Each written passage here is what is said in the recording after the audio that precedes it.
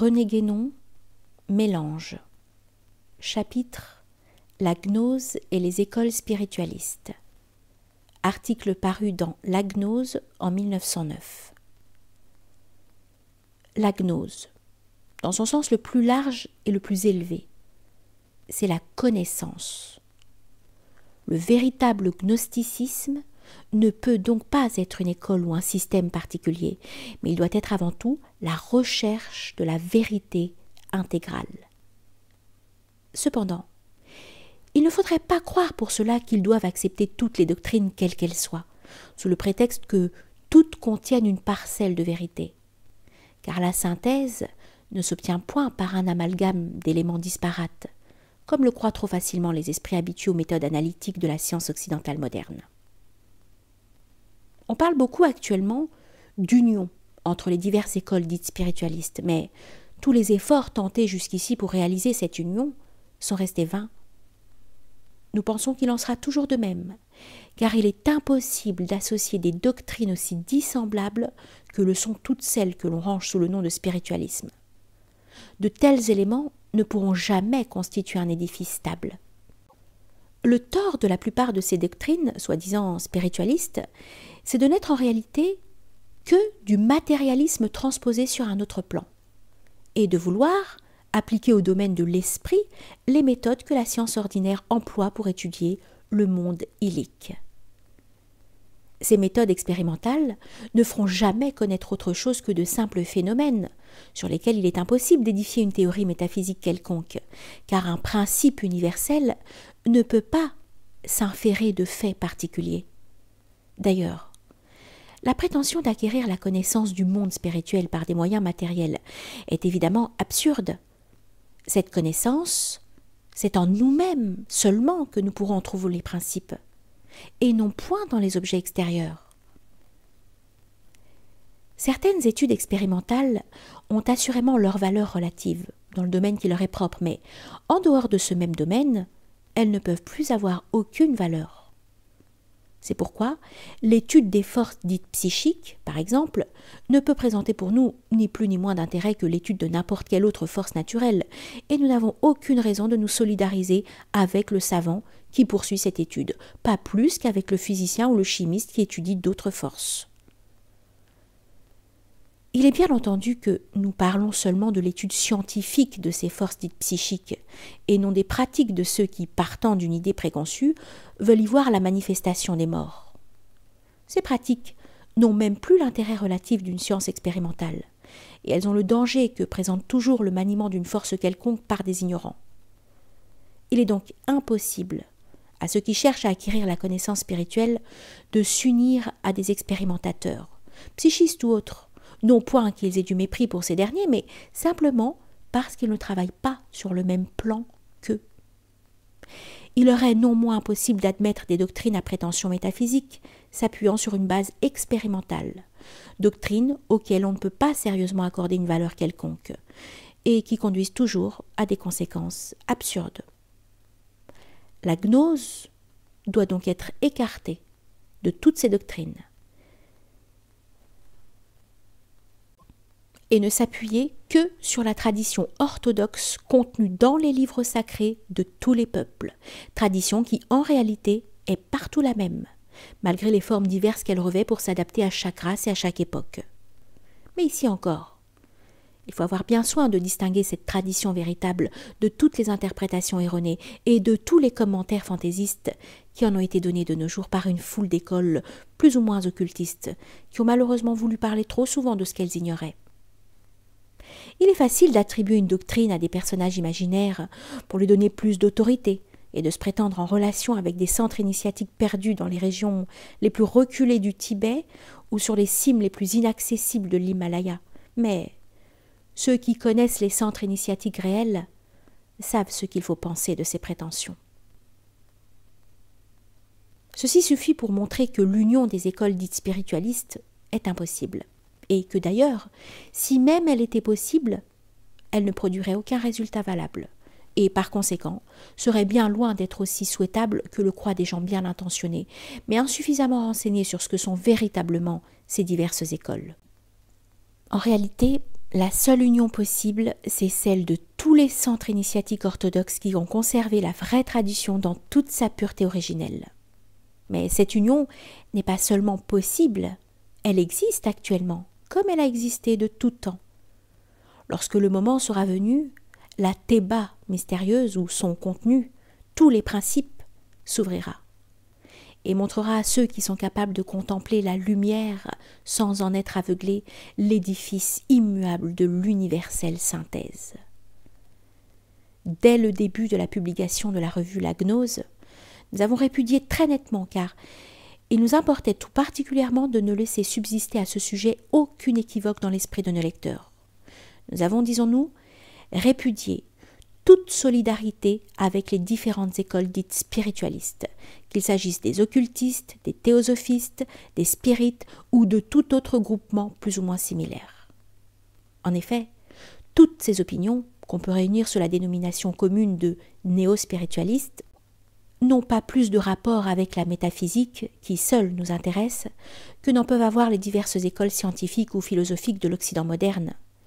Et elles présentent en outre, en vertu de leurs prétentions injustifiées et peu raisonnables, le grave inconvénient de pouvoir créer, chez les gens insuffisamment informés, des confusions extrêmement regrettables, n'aboutissant à rien, moins qu'à faire rejaillir sur d'autres, dont nous sommes, quelque chose du discrédit qui devrait les atteindre seuls, et fort légitimement auprès de tous les hommes sérieux. Petite note.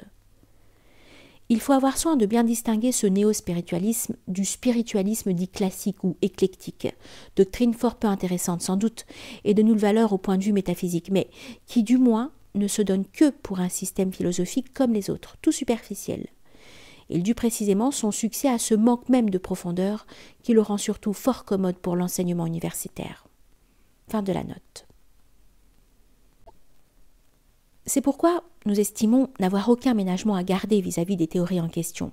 D'autant plus que, si nous le faisions, nous sommes certains que leurs représentants plus ou moins autorisés, loin d'agir de même à notre égard, ne nous en seraient nullement reconnaissants et nous en témoigneraient pas moins d'hostilité.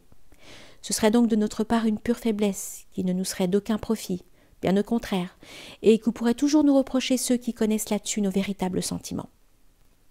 Nous n'hésitons donc pas à déclarer que nous considérons toutes ces théories néo-spiritualistes dans leur ensemble comme non moins fausses dans leurs principes mêmes et nuisibles pour la mentalité publique que l'est, à nos yeux, ainsi que nous l'avons déjà dit précédemment, la tendance moderniste, sous quelque forme et en quelque domaine qu'elle se manifeste. En effet, s'il est un point au moins sur lequel le catholicisme, dans son orientation actuelle, a toutes nos sympathies, c'est bien en ce qui concerne sa lutte contre le modernisme. Il paraît se préoccuper beaucoup moins du néo-spiritualisme, qui, il est vrai, a peut-être pris une moins grande et moins rapide extension, et qui d'ailleurs se tient plutôt en dehors de lui et sur un autre terrain, de telle sorte que le catholicisme ne peut guère faire autre chose que d'en signaler des dangers à ceux de ses fidèles qui risqueraient de se laisser séduire par des doctrines de ce genre. Mais si quelqu'un, se plaçant en dehors de toute préoccupation confessionnelle et par conséquent dans un champ d'action beaucoup plus étendu, trouvait un moyen pratique d'arrêter la diffusion de tant de divagations et d'insanités plus ou moins habilement présentées, suivant qu'elles le sont par des hommes de mauvaise foi ou par de simples imbéciles, et qui dans l'un et l'autre cas ont déjà contribué à détraquer irrémédiablement un si grand nombre d'individus, nous estimons que celui-là accomplirait en le faisant une véritable œuvre de salubrité mentale et rendrait un éminent service à une fraction considérable de l'humanité occidentale actuelle. Petite note. En cette époque où pullulent les associations de tout genre et les ligues contre tous les fléaux réels ou supposés, on pourrait peut-être suggérer par exemple l'idée d'une ligue anti-occultiste qui ferait simplement appel à toutes les personnes de bon sens, sans aucune distinction de parti ou d'opinion. Fin de la note. Tel ne peut être notre rôle, à nous qui, par principe, nous interdisons formellement toute polémique, et nous tenons à l'écart de toute action extérieure et de toute lutte de parti. Cependant, sans sortir du domaine strictement intellectuel, nous pouvons, lorsque l'occasion s'en présente à nous, montrer l'absurdité de certaines doctrines ou de certaines croyances, et parfois souligner certaines déclarations des spiritualistes eux-mêmes pour montrer le parti qu'on en peut tirer contre leur propre affirmation doctrinale, car la logique n'est pas toujours leur faite. Et l'incohérence chez eux est un défaut assez répandu, visible pour tous ceux qui ne se laissent pas prendre aux mots plus ou moins pompeux, aux phrases plus ou moins déclamatoires qui bien souvent ne recouvrent que le vide de la pensée. C'est dans le but que nous venons d'indiquer que nous écrivons aujourd'hui le présent chapitre, nous réservant de reprendre la question toutes les fois que nous le jugeons à propos, et souhaitant que nos remarques, faites au hasard des lectures et des recherches qui attireront incidemment notre attention sur les théories incriminées, puissent, s'il en est temps encore, ouvrir les yeux des personnes de bonne foi qui se sont égarées parmi les néo-spiritualistes, et dont quelques-unes, au moins, seraient peut-être dignes d'un meilleur sort. Déjà, à maintes reprises, nous avons déclaré que nous rejetons absolument les hypothèses fondamentales du spiritisme, à savoir la réincarnation et la possibilité de communiquer avec les morts par des moyens matériels et la prétendue démonstration expérimentale de l'immortalité humaine. D'ailleurs, ces théories ne sont pas propres aux seuls spirites, et en particulier, la croyance à la réincarnation est partagée par la majorité d'entre eux, avec les théosophistes et un grand nombre d'occultistes de différentes catégories. Petite note, on sait que, cependant, la plupart des spirites américains font exception et ne sont pas réincarnationnistes. Fin de la note. Nous ne pouvons rien admettre de ces doctrines, car elles sont formellement contraires aux principes les plus élémentaires de la métaphysique. De plus, et pour cette raison même, elles sont nettement anti-traditionnelles. Du reste, elles n'ont été inventées que dans le cours du XIXe siècle, bien que leurs partisans s'efforcent par tous les moyens possibles, en torturant et dénaturant des textes, de faire croire qu'elles remontent à la plus haute antiquité. Ils emploient pour cela les arguments les plus extraordinaires et les plus inattendus. C'est ainsi que nous avons vu tout récemment, dans une revue que nous aurons la charité de ne pas nommer, le dogme catholique de la résurrection de la chair, interprété dans un sens réincarnationniste. Et encore, c'est un prêtre sans doute fortement suspect d'hétérodoxie qui ose soutenir de pareilles affirmations. Il est vrai que la réincarnation n'a jamais été condamnée explicitement par l'Église catholique, et certains occultistes le font remarquer à tout propos avec une évidente satisfaction. Mais ils ne paraissent pas se douter que, s'il en est ainsi, c'est tout simplement parce qu'il n'était pas possible de soupçonner qu'il viendrait un jour où l'on imaginerait une telle folie. Quant à la résurrection de la chair, ce n'est en réalité qu'une façon fautive de désigner la résurrection des morts, qui ésotériquement peut correspondre à ce que l'être qui réalise en soi l'homme universel retrouve dans sa totalité les états qui étaient considérés comme passés par rapport à son état actuel, mais qui sont éternellement présents dans la permanente actualité de l'être extratemporel.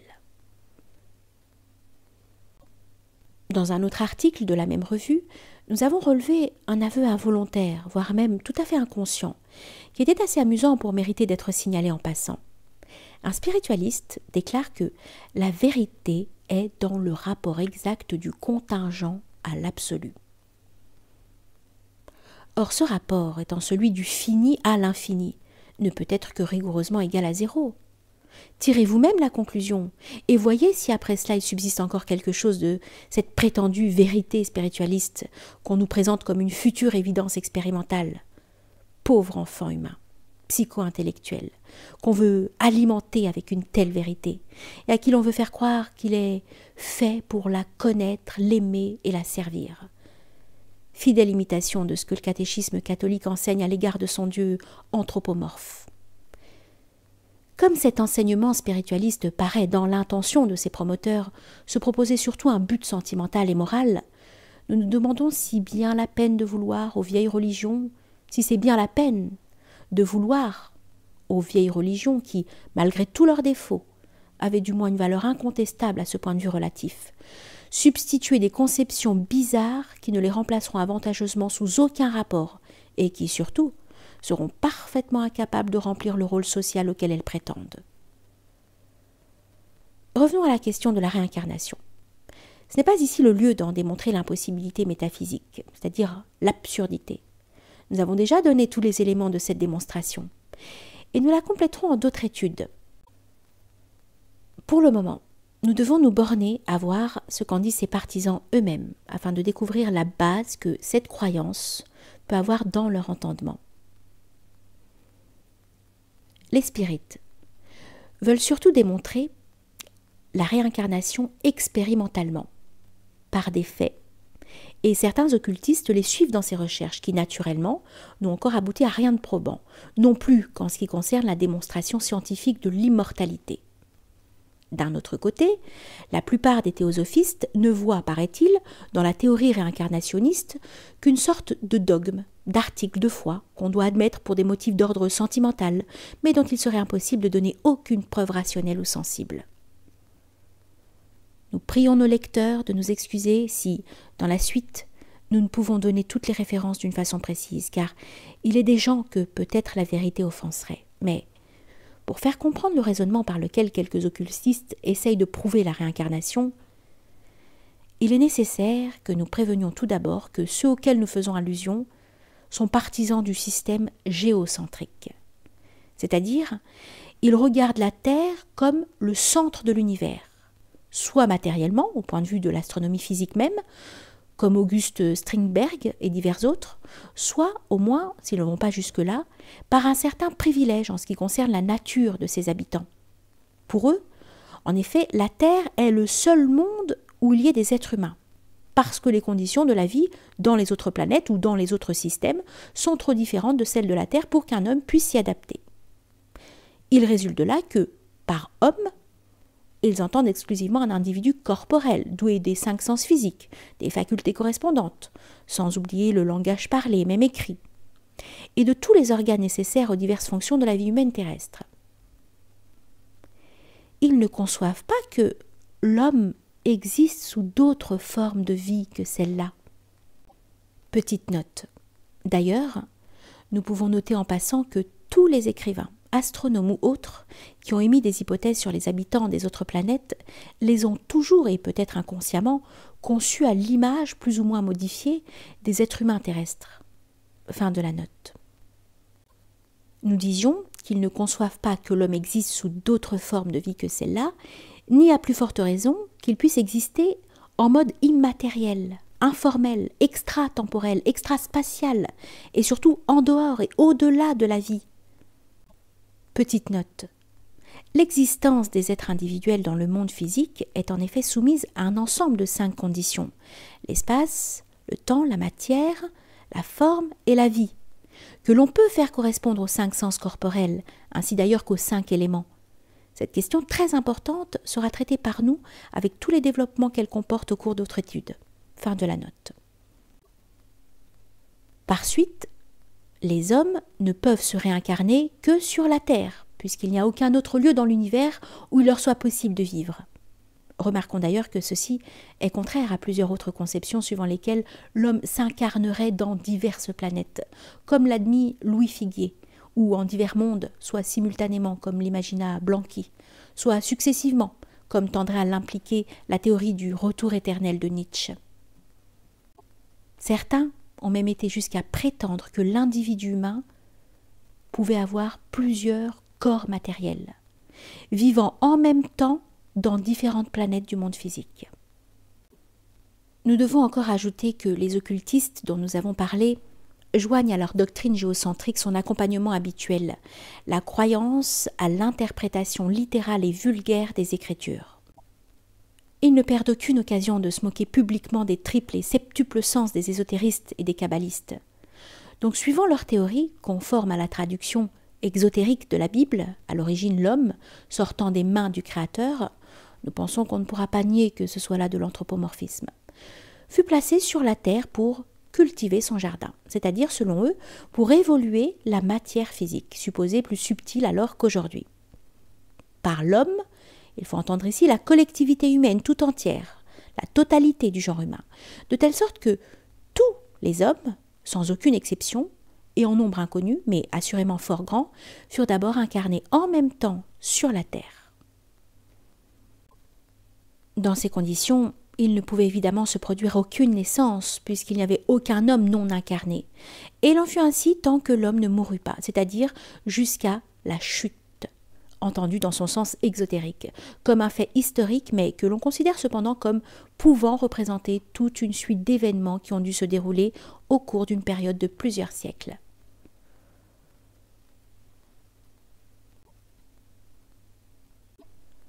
On consent donc tout de même à élargir un peu la chronologie biblique ordinaire qui se trouve à l'aise pour situer toute l'histoire non seulement de la Terre, mais du monde, depuis la création jusqu'à nos jours, dans une durée totale d'un peu moins de 6000 ans. Quelques-uns vont pourtant jusqu'à près de 10 000. À partir de la chute, la matière physique devint plus grossière. Ses propriétés furent modifiées, elle fut soumise à la corruption et les hommes emprisonnés dans cette matière commencèrent à mourir, à se désincarner.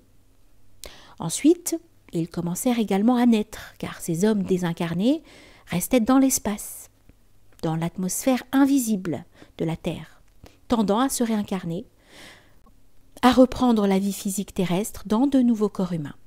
Ainsi, ce sont toujours les mêmes êtres humains, au sens de l'individualité corporelle restreinte, il ne faut pas l'oublier, qui doivent renaître périodiquement du commencement à la fin de l'humanité terrestre.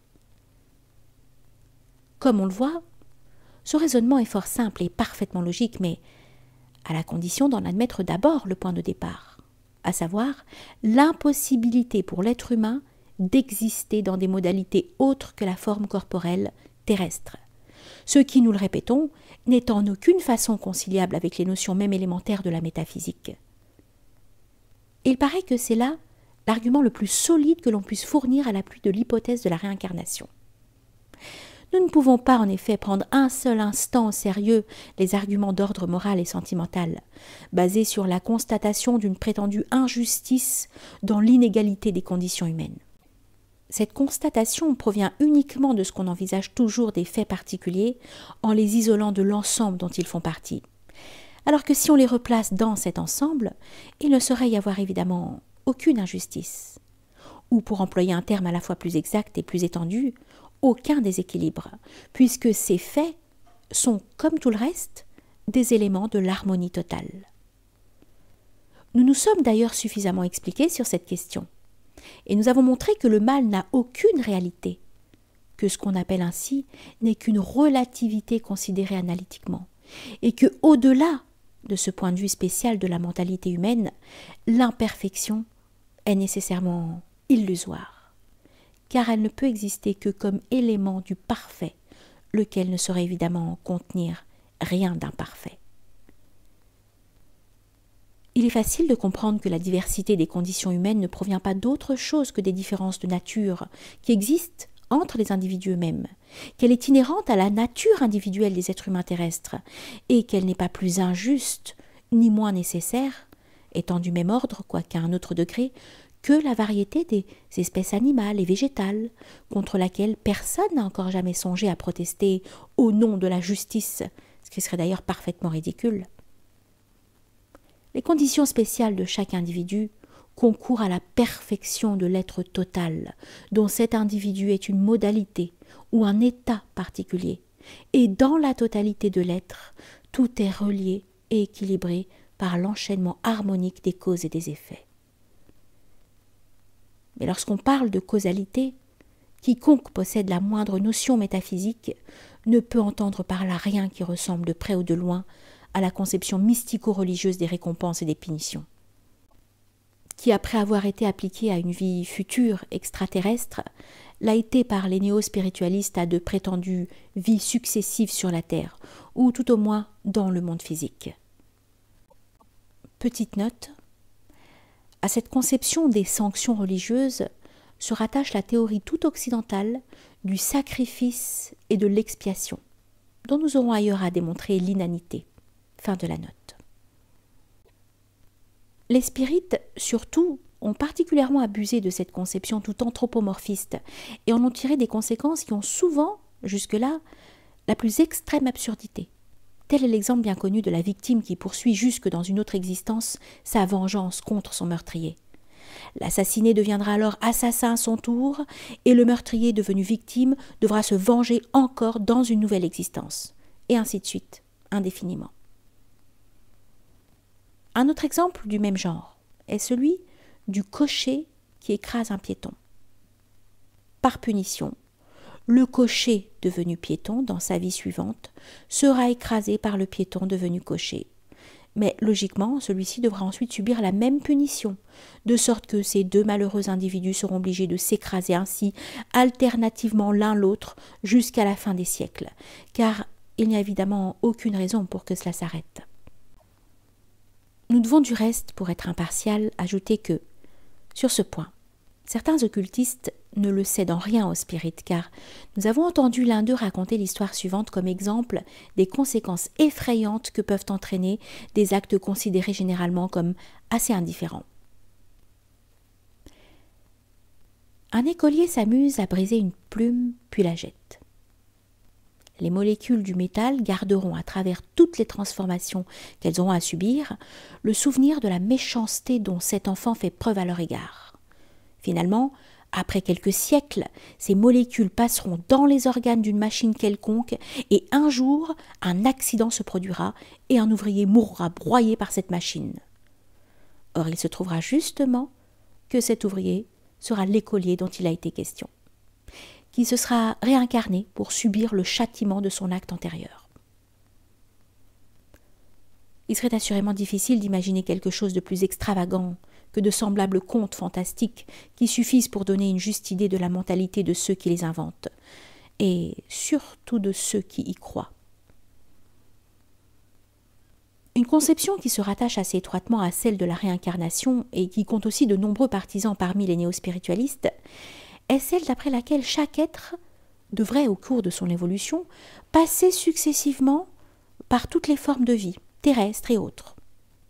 À ceci, il n'y a qu'un mot à répondre.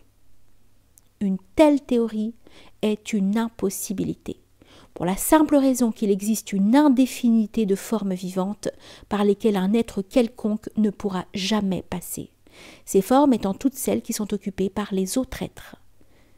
Il est donc absurde de prétendre qu'un être, pour parvenir au terme de son évolution, doit parcourir toutes les possibilités envisagées individuellement, puisque cet énoncé renferme une impossibilité. Et nous pouvons voir ici un cas particulier de cette conception entièrement fausse, si répandue en Occident, selon laquelle on ne pourrait arriver à la synthèse que par l'analyse, alors qu'au contraire, il est impossible d'y parvenir de cette façon.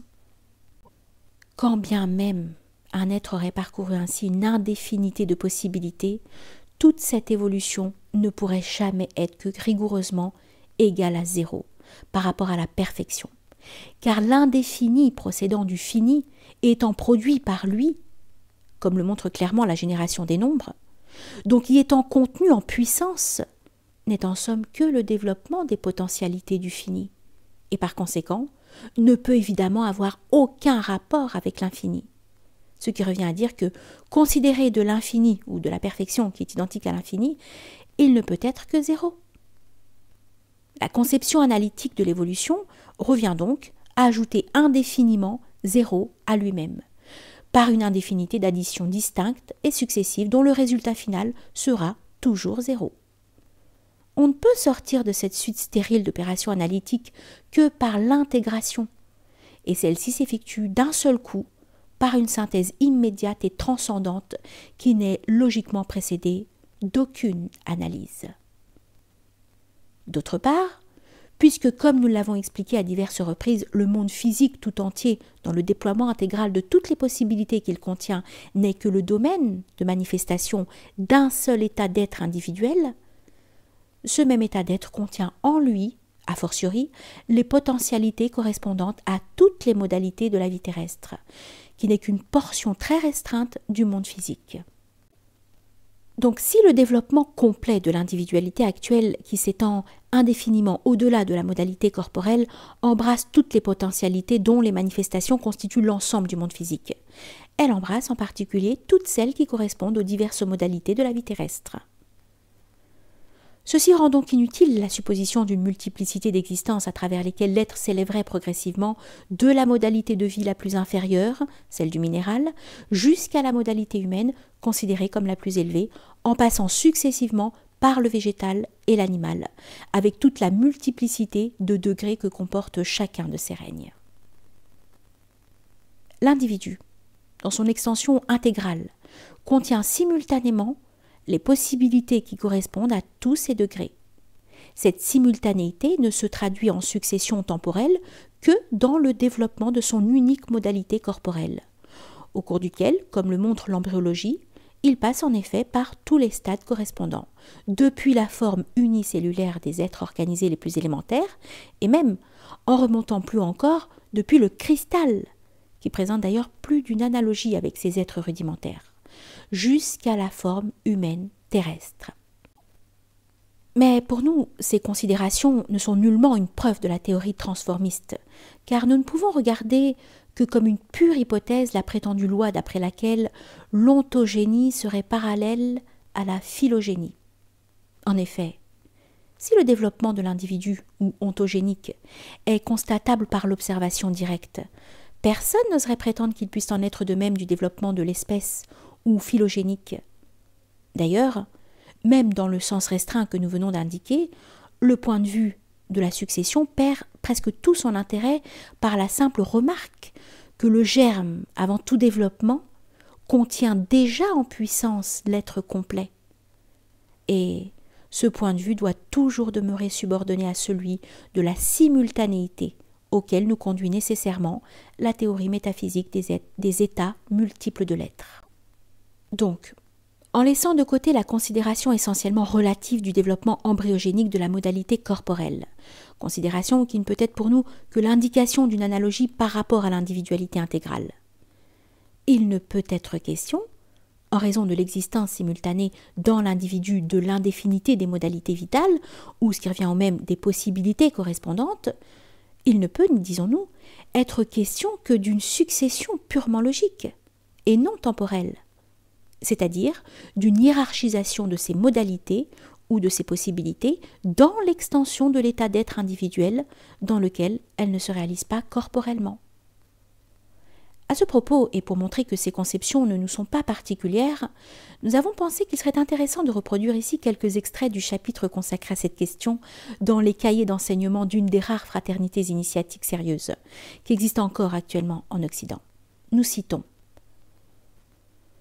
dans la descente de la vie dans les conditions extérieures, la monade a eu à traverser chacun des états du monde spirituel, puis les royaumes de l'empire astral, pour apparaître enfin sur le plan externe, celui qui est le plus bas possible, c'est-à-dire le minéral, végétal et animal de la planète. En vertu des lois supérieures et plus intérieures de son cycle spécial, ces attributs divins cherchent toujours à se développer dans leur potentialité emprisonnée. Aussitôt qu'une forme en est pourvue et que ses capacités sont épuisées, une autre forme nouvelle et de degré plus élevé est mise en réquisition. Ainsi, chacune à son tour devient de plus en plus complexe de structure, de plus en plus diversifiée en ses fonctions.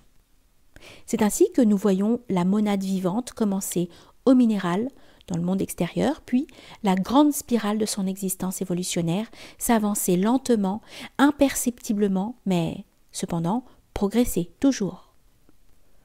Il n'y a pas de forme trop simple, d'organisme trop complexe pour la faculté d'adaptation d'une puissance merveilleuse, inconcevable que possède l'âme humaine.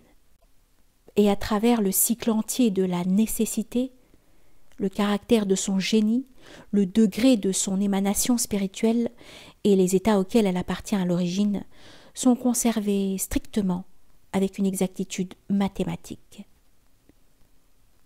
Fin de citation. Suite de la citation. Pendant le cours de son involution, la monade n'est réellement incarnée dans aucune forme, quelle qu'elle soit. Le cours de sa descente à travers les divers règnes s'accomplit par une polarisation graduelle de ses pouvoirs divins, due à son contact avec les conditions d'externisation graduelle de l'arc descendant et subjectif du cycle spiral. C'est une vérité absolue qu'exprime l'adepte auteur du Ghostland lorsqu'il dit que, en tant qu'être impersonnel, l'homme vit dans une indéfinité de mondes avant d'arriver à celui-ci. Dans tous ces mondes, l'âme développe ses états rudimentaires jusqu'à ce que son progrès cyclique la rende capable d'atteindre l'état spécial dont la fonction glorieuse est de conférer à cette âme la conscience. C'est à ce moment seulement qu'elle devient véritablement un homme.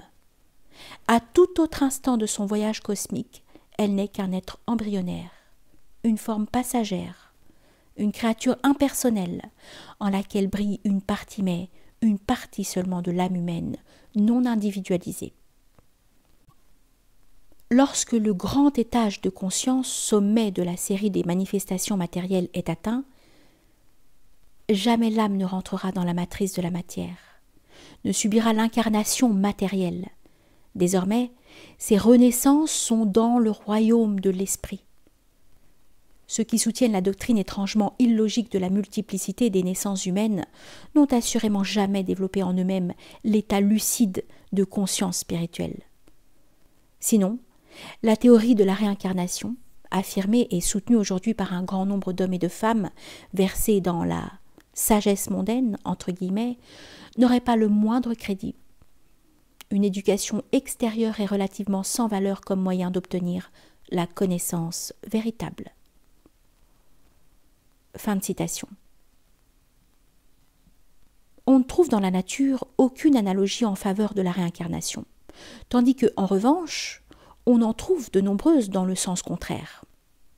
Nous citons : le gland devient chêne, la noix de coco devient palmier, mais le chêne a beau donner des myriades d'autres glands, il ne devient plus jamais gland lui-même, ni le palmier ne redevient plus noix. De même pour l'homme, dès que l'âme s'est manifestée sur le plan humain et a ainsi atteint la conscience de la vie extérieure, elle ne repasse plus jamais par aucun de ses états rudimentaires. Fin de citation. Nouvelle citation.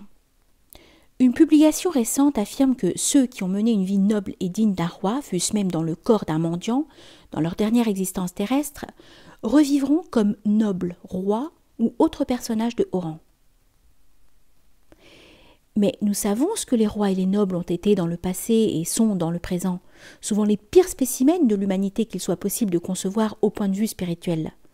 De telles assertions ne sont bonnes qu'à prouver que leurs auteurs ne parlent que sous l'inspiration de la sentimentalité que la connaissance leur manque. Tous les prétendus réveils de souvenirs latents, par lesquels certaines personnes assurent se rappeler leurs existences passées, peuvent s'expliquer et même ne peuvent s'expliquer que par les simples lois de l'affinité et de la forme. Chaque race d'êtres humains, considérée en soi-même, est immortelle. Il en est de même de chaque cycle. Jamais le premier cycle ne devient le second, mais les êtres du premier cycle sont spirituellement les parents ou les générateurs de ceux du second cycle. Ainsi, chaque cycle comprend une grande famille constituée par la réunion de divers groupements d'âmes humaines, chaque condition étant déterminée par les lois de son activité, celle de sa forme et celle de son affinité, une trinité de lois. C'est ainsi que l'homme peut être comparé au gland et au chêne. L'âme embryonnaire non individualisée devient un homme tout comme le gland devient un chêne. Et de même que le chêne donne naissance à une quantité innombrable de glands, de même l'homme fournit à son tour à une indéfinité d'âmes les moyens de prendre naissance dans le monde spirituel. Il y a correspondance complète entre les deux, et c'est pour cette raison que les anciens druides rendaient de si grands honneurs à cet arbre, qui était honoré au-delà de tous les autres par les puissants hiérophantes. On voit par là combien les druides étaient loin d'admettre la transmigration au sens ordinaire et matériel du mot, et combien peu ils songeaient à la théorie qui, nous le répétons, est toute moderne de la réincarnation. Fin des citations. Nous avons vu récemment, dans une revue spirit étrangère, un article dont l'auteur critiquait avec juste raison l'idée saugrenue de ceux qui, annonçant pour un temps prochain la seconde venue du Christ, la présentent comme devant être une réincarnation. Mais où la chose devient plus amusante, c'est lorsque ce même auteur déclare que, s'il ne peut admettre cette thèse, C'est tout simplement parce que selon lui, le retour du Christ est dès maintenant un fait accompli par le spiritisme. Nous le citons. Il est déjà venu, puisque dans certains centres, on enregistre ses communications. Fin de citation. Vraiment. Il faut avoir une foi bien robuste pour pouvoir croire ainsi que le Christ et ses apôtres se manifestent dans des séances spiritées et parlent par l'organe des médiums. S'il est des gens à qui une croyance est nécessaire, et il semble que ce soit le cas de l'immense majorité des Occidentaux, nous n'hésitons pas à affirmer combien nous préférons encore celle du catholique le moins éclairé, ou même la foi du matérialiste sincère, car c'en est une aussi. Comme nous l'avons déjà dit, nous considérons le néo-spiritualisme, sous quelque forme que ce soit, comme absolument incapable de remplacer les anciennes religions dans leur rôle social et moral. Et pourtant, c'est certainement là le but qu'il se propose, d'une façon plus ou moins avouée. Nous avons fait allusion précédemment en particulier aux prétentions de ces promoteurs en ce qui concerne l'enseignement. Nous venons encore de lire un discours prononcé sur ce sujet par l'un d'eux. Quoi qu'il en dise, nous trouvons très peu équilibré le spiritualisme libéral de ces aviateurs de l'esprit, qui, voyant dans l'atmosphère 2 colossaux nimbus chargés jusqu'à la gueule d'électricité contraire, se demandent comment éviter des séries d'éclairs, des gammes de tonnerre, des chutes de foudre, et qui, malgré ces présages menaçants, veulent affronter la liberté de l'enseignement, comme d'autres ont affronté les libertés de l'espace. Ils admettent pourtant que l'enseignement de l'école doit rester neutre, mais à la condition que cette neutralité aboutisse à des conclusions spiritualistes. Il nous semble que ce ne serait là qu'une neutralité apparente, non réelle, et quiconque a le moindre sens de la logique ne peut guère penser autrement à cet égard. Mais pour eux, au contraire, c'est là de la neutralité profonde. L'esprit de système et les idées préconçues conduisent parfois à d'étranges contradictions. Et ceci en est un exemple que nous tenions à signaler. Quant à nous, qui sommes loin de prétendre à une action sociale quelconque, il est évident que cette question de l'enseignement ainsi posée ne peut nous intéresser à aucun titre. La seule méthode qui aurait une valeur réelle serait celle de l'instruction intégrale. Et malheureusement, étant donné la mentalité actuelle, on est loin, sans doute pour bien longtemps encore, de pouvoir en tenter la moindre application en Occident, et particulièrement en France, où l'esprit protestant cher à certains spiritualistes libéraux règne en maître absolu dans tous les degrés et toutes les branches de l'enseignement. L'auteur du discours en question, nous ne voulons pas le nommer ici pour ne pas blesser sa modestie, a cru bon récemment, dans une circonstance qu'il importe peu de spécifier, de nous reprocher d'avoir dit que nous n'avons absolument rien de commun avec lui. Non plus d'ailleurs qu'avec les autres néo-spiritualistes de toute secte et de toute école. Et il objectait que ceux-ci devaient nous conduire à rejeter la fraternité, la vertu, à nier Dieu, l'immortalité de l'âme et le Christ. Beaucoup de choses passablement disparates. Quoique nous nous interdisions formellement toute polémique dans cette revue, nous pensons qu'il n'est pas inutile de reproduire ici notre réponse à ces objections pour une plus complète édification de nos lecteurs, et pour marquer mieux et plus précisément, au risque de nous répéter quelque peu, certaines différences profondes sur lesquelles nous n'insisterons jamais trop. Tout d'abord, quoi qu'en puisse dire M. X, son Dieu n'est certes pas le nôtre, car il croit évidemment, comme d'ailleurs tous les occidentaux modernes, à un Dieu personnel, pour ne pas dire individuel, et quelque peu anthropomorphe, lequel en effet n'a rien de commun avec l'infini métaphysique. Nous en dirons autant de sa conception du Christ, c'est-à-dire d'un Messie unique qui serait une incarnation de la divinité. Nous reconnaissons au contraire une pluralité et même une indéfinité de manifestations divines, mais qui ne sont en aucune façon des incarnations. Car il importe avant tout de maintenir la pureté du monothéisme, qui ne saurait s'accorder d'une semblable théorie. Quant à la conception individualiste de l'immortalité de l'âme, c'est bien plus simple encore. Et M. X s'est singulièrement trompé s'il a cru que nous hésiterions à déclarer que nous la rejetons complètement, aussi bien sous la forme d'une vie future extraterrestre que sous celle assurément beaucoup plus ridicule de la trop fameuse théorie de la réincarnation. Les questions de préexistence et de post-existence ne se posent évidemment pas pour quiconque envisage toute chose en dehors du temps.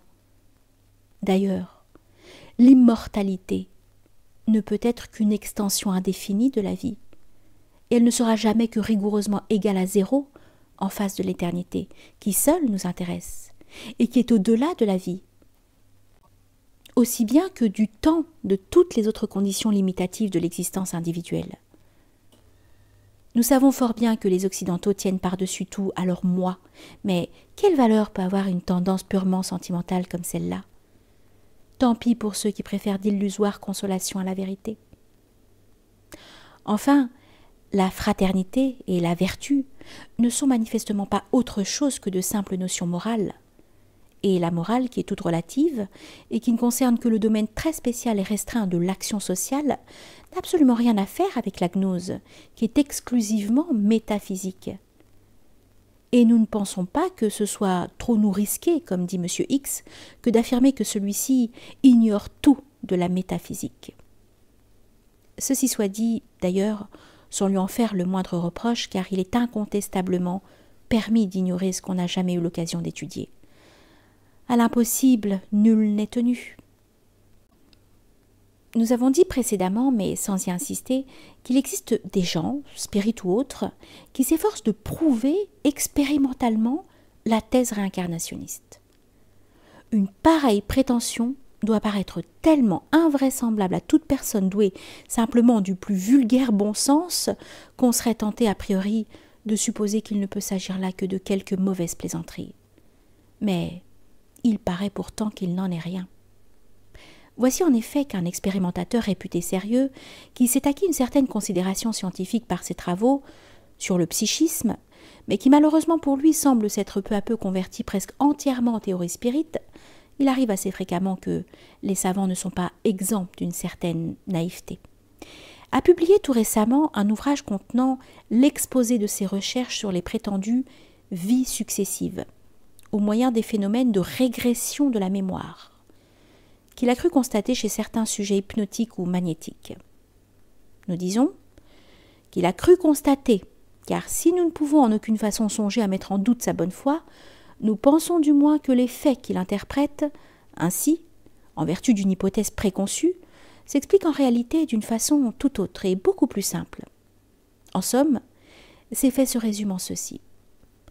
Le sujet, étant dans un certain état, peut être placé, replacé mentalement dans les conditions où il se trouvait à une époque passée, et être situé ainsi à un âge quelconque, dont il parle alors comme du présent, d'où l'on conclut que dans ce cas, il n'y a pas souvenir, mais régression de la mémoire. Ceci est d'ailleurs une contradiction dans les termes, car il ne peut évidemment être question de mémoire là où il n'y a pas de souvenir. Mais cette observation à part, il faut se demander avant tout si la possibilité du souvenir pur et simple est véritablement exclue par la seule raison que le sujet parle du passé comme s'il lui était redevenu présent. À cela, on peut répondre immédiatement que les souvenirs en tant que tels sont toujours mentalement présents, ce qui pour notre conscience actuelle les caractérise effectivement comme souvenirs d'événements passés. C'est leur comparaison avec nos perceptions présentes, nous entendons présente en tant que perception, comparaison qui permet seule de distinguer les uns des autres en établissant un rapport temporel, c'est-à-dire de succession, entre les événements extérieurs dont ils sont pour nous les traductions mentales respectives. Si cette comparaison vient être rendue impossible pour une raison quelconque, soit par la suppression momentanée de toute impression extérieure, soit d'une autre façon, le souvenir, n'étant plus localisé dans le temps par rapport à d'autres éléments psychologiques, présentement différents, perd son caractère représentatif du passé pour ne plus conserver que sa qualité actuelle de présent. Or, c'est précisément là ce qui se produit dans les cas dont nous parlons. L'état dans lequel est placé le sujet correspond à une modification de sa conscience actuelle, impliquant une extension, dans un certain sens, de ses facultés individuelles, au détriment momentané du développement dans un autre sens que ces facultés possèdent dans l'état normal. Si donc, dans un tel état, on empêche le sujet d'être affecté par les perceptions présentes, et si en outre on écarte en même temps de sa conscience tous les événements postérieurs à un certain moment déterminé, conditions qui sont parfaitement réalisables à l'aide de la suggestion. Lorsque les souvenirs se rapportant à ce même moment se présentent distinctement à cette conscience ainsi modifiée quant à son étendue, qui est alors pour le sujet la conscience actuelle, ils ne peuvent aucunement être situés dans le passé ou envisagés sous cet aspect, puisqu'il n'y a plus actuellement dans le champ de la conscience aucun élément avec lequel ils puissent être mis dans un rapport d'antériorité temporelle. En tout ceci, il ne s'agit de rien de plus que d'un état mental, impliquant une modification de la conception du temps, ou mieux, de sa compréhension par rapport à l'état normal. Et d'ailleurs, ces deux états ne sont l'un et l'autre que deux modalités différentes d'une même individualité. En effet, il ne peut être ici question d'états supérieurs et extra-individuels dans lesquels l'être serait affranchi de la condition temporelle, ni même d'une extension de l'individualité impliquant ce même affranchissement partiel, puisqu'on place au contraire le sujet dans un instant déterminé, ce qui suppose essentiellement que son état actuel est conditionné par le temps. En outre, d'une part, des états tels que ceux auxquels nous venons de faire allusion ne peuvent évidemment être atteints par des moyens qui sont entièrement du domaine de l'individualité actuelle et restreinte, comme l'est nécessairement tout procédé expérimental. Et d'autre part, même s'ils étaient atteints d'une façon quelconque, ils ne sauraient aucunement être rendus sensibles à cette individualité, dont les conditions particulières d'existence n'ont aucun point de contact avec celles des états supérieurs de l'être, et qui, en tant qu'individualité spéciale, est forcément incapable d'assentir, et à plus forte raison d'exprimer tout ce qui est au-delà des limites de ses propres possibilités. Quant à retourner effectivement dans le passé, c'est là une chose qui, comme nous le disons ailleurs, est manifestement aussi impossible à l'individu humain que de se transporter dans l'avenir. Et nous n'aurions jamais pensé que la machine à explorer le temps de Wells pût être considérée autrement que comme une conception de pure fantaisie, ni qu'on en vînt parler sérieusement de la réversibilité du temps. L'espace est réversible, c'est-à-dire que l'une quelconque de ses parties ayant été parcourue dans un certain sens peut l'être ensuite sens inverse, et cela parce qu'il est une coordination d'éléments envisagés en mode simultané et permanent. Mais le temps étant au contraire une coordination d'éléments envisagés en mode successif et transitoire, ne peut être réversible, car une telle supposition serait la négation même du point de vue de la succession, ou en d'autres termes, elle reviendrait précisément à supprimer la condition temporelle. Pourtant, il s'est trouvé des gens qui ont conçu cette idée pour le moins singulière de la réversibilité du temps, et qui ont prétendu l'appuyer sur un théorème de mécanique, dont nous croyons intéressant de reproduire intégralement l'énoncé, afin de montrer plus clairement l'origine de leur fantastique hypothèse. Nous les citons. Connaissant la série complexe de tous les états successifs d'un système de corps, et ces états se suivant et s'engendrant dans un ordre déterminé, au passé qui fait fonction de cause, à l'avenir qui a rang d'effet, considérons un de ces états successifs et sans rien changer aux masses composantes, ni aux forces qui agissent entre ces masses, ni aux lois de ces forces, non plus qu'aux situations actuelles des masses dans l'espace. Remplaçons chaque vitesse par une vitesse égale et contraire. Nous appelons cela révertir toutes les vitesses. Ce changement lui-même prendra le nom de réversion, et nous appellerons sa possibilité réversibilité du mouvement du système. Fin de citation. Arrêtons-nous un instant ici, car c'est justement cette possibilité que nous ne saurions admettre, au point de vue même du mouvement, qui s'effectue nécessairement dans le temps. Le système considéré reprendra en sens inverse, dans une nouvelle série d'états successifs, les situations qu'il avait précédemment occupées dans l'espace, mais le temps ne redeviendra jamais le même pour cela. Et il suffit évidemment que cette seule condition soit changée pour que les nouveaux états du système ne puissent en aucune façon s'identifier au présent. D'ailleurs, dans le raisonnement que nous citons, Il est supposé explicitement, encore qu'en un français contestable, que la relation du passé à l'avenir est une relation de cause à effet, tandis que le rapport causal, au contraire, implique essentiellement la simultanéité, d'où il résulte que des états considérés comme se suivant ne peuvent pas, sous ce point de vue, s'engendrer les uns les autres. Mais poursuivons. Or, quand on aura opéré la réversion des vitesses d'un système de corps, nous les citons, nouvelle citation. Or, quand on aura opéré la réversion des vitesses d'un système de corps, il s'agira de trouver pour ce système ainsi réverti la série complète de ses états futurs et passés. Cette recherche sera-t-elle plus ou moins difficile que le problème correspondant pour les états successifs du même système non réverti? Ni plus ni moins, et la solution de l'un de ces problèmes donnera celle de l'autre, par un changement très simple, consistant, en termes techniques, à changer le signe algébrique du temps, à écrire t au lieu de plus t, et réciproquement. Fin de citation. En effet, c'est très simple en théorie, mais faute de se rendre compte que la notation des nombres négatifs n'est qu'un procédé tout artificiel de simplification des calculs et ne correspond à aucune espèce de réalité, l'auteur de ce raisonnement tombe dans une grave erreur, qui est d'ailleurs commune à presque tous les mathématiciens. Et pour interpréter le changement de signe qu'il vient d'indiquer, il ajoute aussitôt, nous le citons, c'est-à-dire que les deux séries complètes d'états successifs du même système de corps différeront seulement en ce que l'avenir deviendra passé et que le passé deviendra futur. Ce sera la même série d'états successifs parcourus en sens inverse. La réversion des vitesses révertit simplement le temps. La série primitive des états successifs et la série révertie ont à tous les instants correspondants les mêmes figures du système avec les mêmes vitesses égales et contraires. Fin de citation. Malheureusement, en réalité, la réversion des vitesses révertit simplement les situations spatiales et non pas le temps.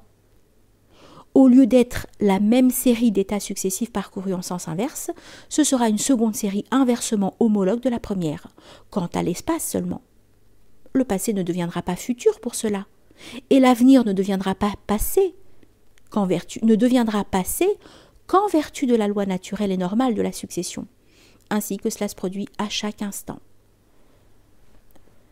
Il est vraiment trop facile de montrer les sophismes inconscients et multiples qui se cachent dans de pareils arguments. Et voilà pourtant tout ce qu'on trouve à nous présenter pour justifier, devant la science et la philosophie, une théorie comme celle des prétendues régressions de la mémoire. Ceci étant dit, nous devons encore, pour compléter l'explication psychologique que nous avons indiquée au début, faire remarquer que le prétendu retour dans le passé, c'est-à-dire en réalité tout simplement le rappel à la conscience claire et distincte de souvenirs conservés à l'état latent dans la mémoire subconsciente du sujet, est facilité d'autre part au point de vue physiologique par le fait que toute impression laisse nécessairement une trace sur l'organisme qui l'a éprouvé. Nous n'avons pas à chercher ici de quelle façon cette impression peut être enregistrée par certains centres nerveux. C'est là une étude qui relève de la science expérimentale pure et simple. Et d'ailleurs, celle-ci est déjà parvenue à localiser à peu près exactement les centres correspondant aux différentes modalités de la mémoire. L'action exercée sur ces centres, aidée du reste par un facteur psychologique qui est la suggestion, permet de placer le sujet dans les conditions voulues pour réaliser les expériences dont nous avons parlé, du moins quant à leur première partie, celle qui se rapporte aux événements auxquels il a réellement pris part ou assisté à une époque plus ou moins éloignée. Mais, bien entendu, la correspondance physiologique que nous venons de signaler n'est possible que pour les impressions qui ont réellement affecté l'organisme du sujet. Et de même, au point de vue psychologique, la conscience individuelle d'un être quelconque ne peut évidemment contenir que des éléments ayant quelque rapport avec l'individualité actuelle de cet être. Cela devrait suffire à montrer qu'il est inutile de chercher à poursuivre les recherches expérimentales au-delà de certaines limites, c'est-à-dire dans le cas actuel, antérieurement à la naissance du sujet ou du moins au début de sa vie embryonnaire. C'est pourtant là ce qu'on a prétendu faire en s'appuyant, comme nous l'avons dit, sur l'hypothèse préconçue de la réincarnation. Et on a cru pouvoir faire revivre ainsi à ce sujet ses vies antérieures, tout en étudiant également, dans l'intervalle, ce qui se passe pour l'esprit non incarné. Ici, nous sommes en pleine fantaisie. Comment peut-on parler des antériorités de l'être vivant lorsqu'il s'agit d'un temps où cet être vivant n'existait pas encore à l'état individualisé, et vouloir le reporter au-delà de son origine, c'est-à-dire dans des conditions où il ne s'est jamais trouvé, donc qui ne correspondent pour lui à aucune réalité. Cela revient à créer de toutes pièces une réalité artificielle, si l'on peut s'exprimer ainsi, c'est-à-dire une réalité mentale actuelle qui n'est la représentation d'aucune sorte de réalité sensible. La suggestion donnée par l'expérimentateur en fournit le point de départ et l'imagination du sujet fait le reste. Il en est de même moins la suggestion initiale dans l'état de rêve ordinaire, où l'âme individuelle crée un monde qui procède tout entier d'elle-même et dont les objets consistent exclusivement dans des conceptions mentales, sans qu'il soit d'ailleurs possible de distinguer ces conceptions d'avec les perceptions d'origine extérieure, à moins qu'il ne s'établisse une comparaison entre ces deux sortes d'éléments psychologiques, ce qui ne peut se faire que par le passage plus ou moins nettement conscient de l'état de rêve à l'état de veille. Ainsi, un rêve provoqué, état en tout semblable à ceux où l'on fait naître chez un sujet, par des suggestions appropriées, des perceptions partiellement ou totalement imaginaires, mais avec cette seule différence que, ici, l'expérimentateur est lui-même dupe de sa propre suggestion et prend les créations mentales du sujet pour des réveils de souvenirs. Voilà à quoi se réduit la prétendue exploration des vies successives.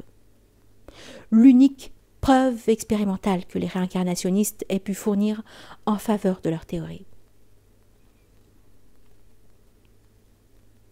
Que l'on essaie d'appliquer la suggestion à la psychothérapie, de s'en servir pour guérir des ivrognes ou des maniaques, ou pour développer la mentalité de certains idiots, c'est là une tentative qui ne laisse pas d'être fort louable. Et quels que soient les résultats obtenus, nous n'y trouverons assurément rien à redire. Mais que l'on s'en tienne là, et qu'on cesse de l'employer à des fantasmagories comme celles dont nous venons de parler. Il se rencontrera pourtant encore, après cela, des gens qui viendront nous vanter la clarté, l'évidence du spiritisme, et l'opposer à l'obscurité de la métaphysique, qu'ils confondent d'ailleurs avec la plus vulgaire philosophie. Singulière évidence, à moins que ce ne soit celle de l'absurdité. Mais tout cela ne nous étonne aucunement, car nous savons fort bien que les spirites et autres psychistes de différentes catégories sont tous comme certains personnages dont nous avons eu à nous occuper récemment. Ils ignorent profondément ce que c'est que la métaphysique, et nous n'entreprendrons certes pas de le leur expliquer. Sarebe, l'avare, la testa, all'asino, comme on dit irrévérencieusement en italien.